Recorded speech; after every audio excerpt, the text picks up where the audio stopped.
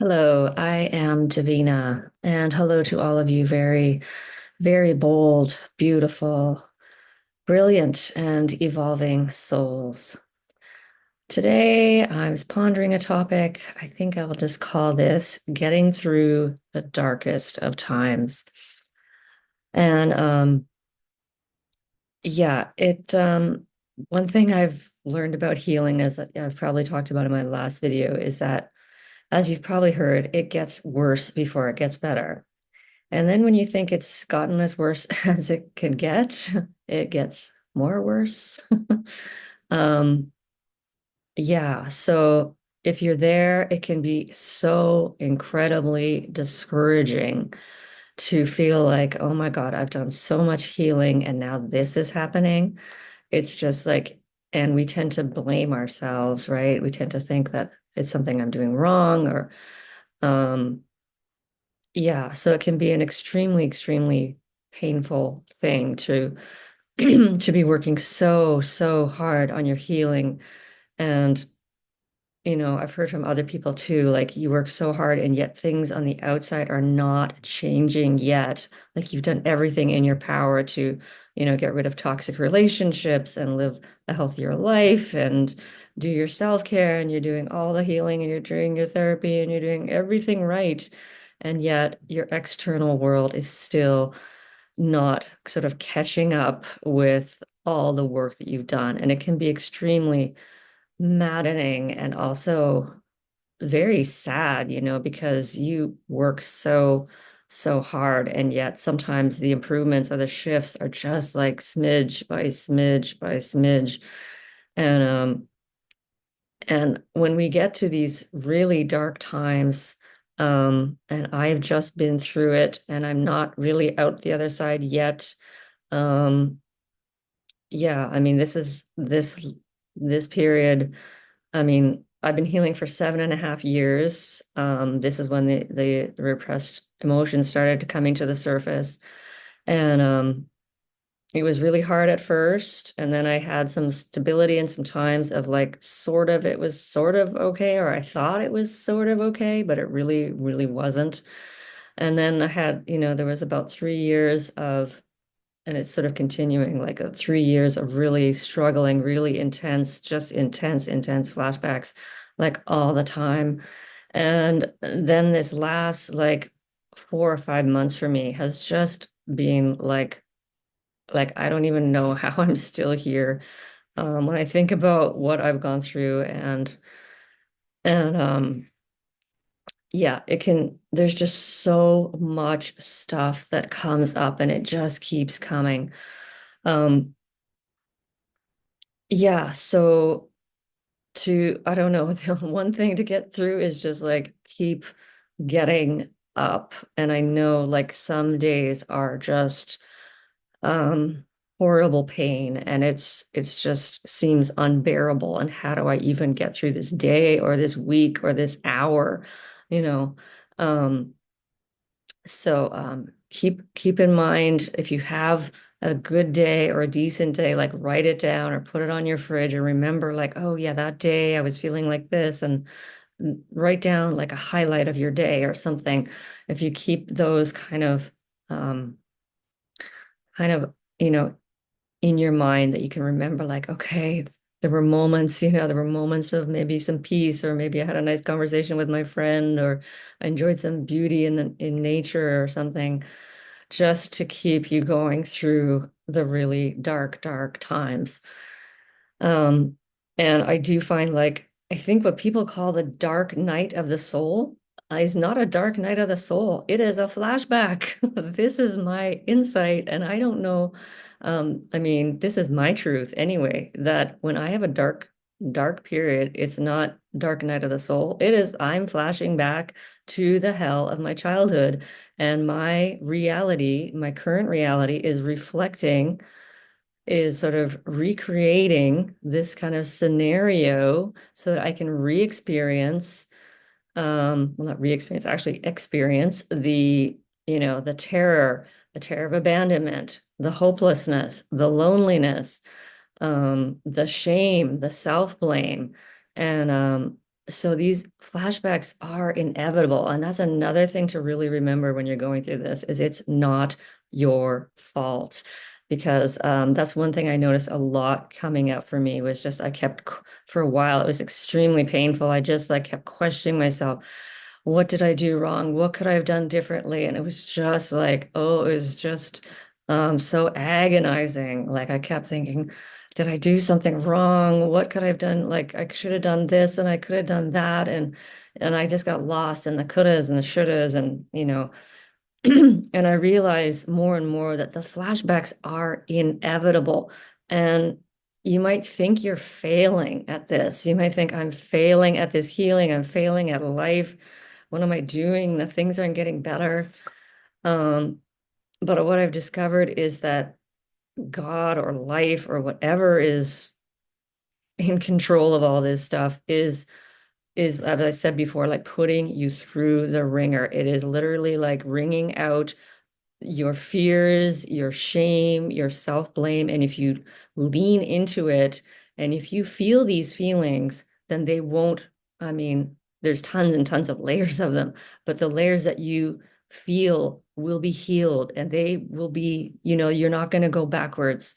You're always going to be getting less and less and less and less pain, even though it's a tremendous amount to start with. As I've said before, it's like 10,000, 20,000 wounds um, from being raised by a narcissist. It's like daily you're getting, like if you calculate that, if you calculate if they wounded you 7 times a day times, per year, per 18 years, 19 years, it's a lot of pain to go through. So it's really important to understand that it's not your fault, that you're not doing anything wrong, even if it seems like it's getting worse. Um, it's just the nature of healing, or at least for me. And I know everyone's experience is different. Um, but I do tend to see that as it seemed like, in the beginning, the pain was like frustration and it was painful, but then it got, as my capacity for the pain grew, the pain also got more intense because I'm able to now handle it. I have a larger window of tolerance. I think now I've got like a ginormous window of tolerance because what I went through, it just brought me like I'm sitting on the floor in my bathroom, bawling my eyes out, like on the distress line, like just, I've never, I think, broken down in that kind of way before. Like, really just like at my wit's end, I really thought, I don't know if I'm quite ready to tell the whole story yet. Maybe I'll do that in another video because it still feels very, very raw, tender right now. Um, but yeah, yeah, so just, I just keep feeling whatever's coming up. And there has been like, yeah, there's mountains of shame, like, and the self-blame was really strong. And then I had lots of regrets, and that was like so twisty and painful. And terror, like I've never experienced terror in my life. And like just like really the scariest thing like I've ever gone through. Um and the tremendous amount of grief just keeps coming. um and what else, the hopelessness just over and over. It just keeps coming and keeps coming, and I just keep hearing my inner child going, I feel like I want to die, I feel like I want to die.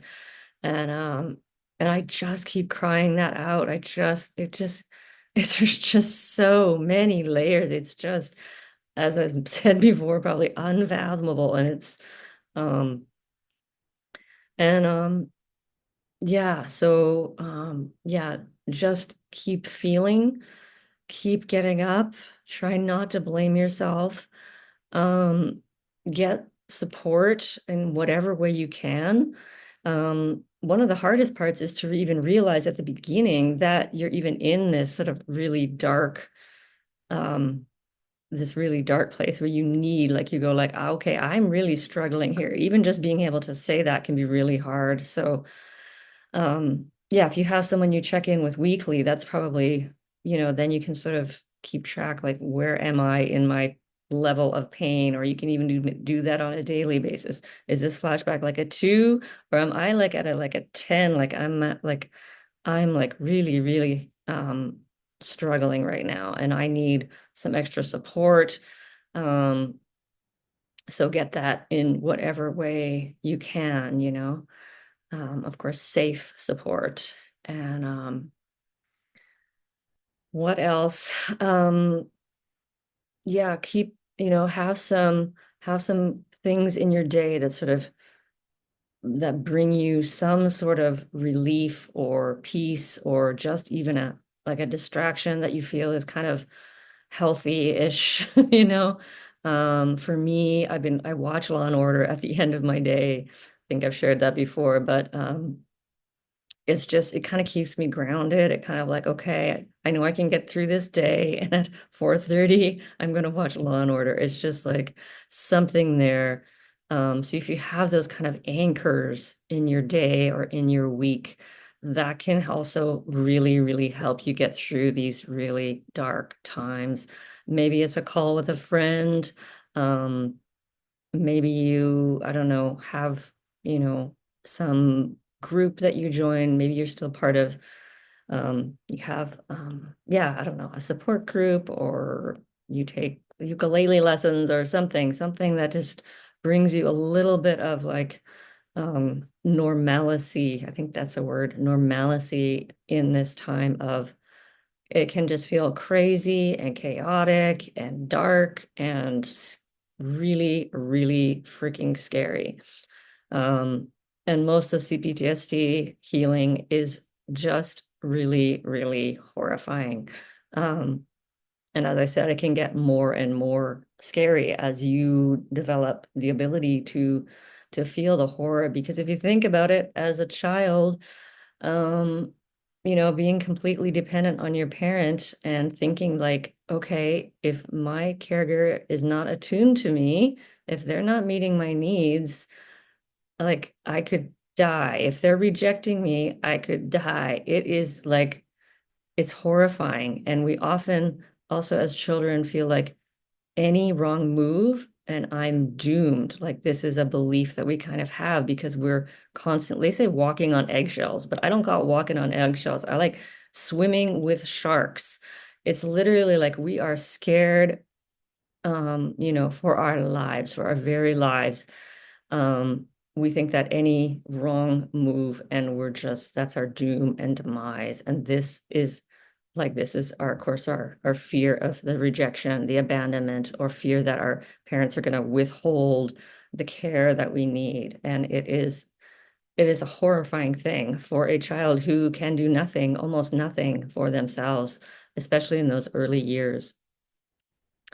So, anyway, these are some of the things that I'm kind of discovering along the way. Um, as I said, I think, you know, our subconscious, we just, we don't, it's not even we're doing anything. It's like our subconscious mind is driving our lives. And as we heal, the more we heal these repressed feelings, the more we become conscious and the more we're able to make conscious choices rather than just being controlled by this subconscious programming and all this subconscious emotional pain. It can be, yeah, as I said, very, very disheartening to realize like, oh my God, like I don't even have control over this healing process. It's just sort of doing itself, you know what I mean? So, yeah, there's no need to, I guess, add more shame and blame because healing is a very, very intense, messy, painful, and horrifying experience. But you can get through it. You can find that strength of your spirit and figure out what keeps you going. Like what what is it that keeps you getting up in the morning? Is it your cats? Is it your partner? Maybe you have a loving husband or wife that, you know, that's why you're able to just keep on going, whatever it is. Or maybe it's just the belief. For me, it's just a belief in that I can awaken, that I can be free, that I can realize the truth. I'm a seeker of truth and freedom. My soul just craves these things, and I know that I want to know that who I really truly am, that this is not me. I'm just a bundle of pain and trauma responses right now. And this is not true me. The true me is actually an extension of God, an extension of the source or whatever you call it, the divine. And I am, they say, and this is what I also believe, that it's the universe awakening to itself. And then when we awaken, we realize that we are actually just really a piece of it all. And I hope to get there someday, maybe in this lifetime, but whatever anyway keeps you going, also is another great thing to focus on. So I hope that helps a little bit. And just to know, I just want to validate you that I know you're doing so much hard work.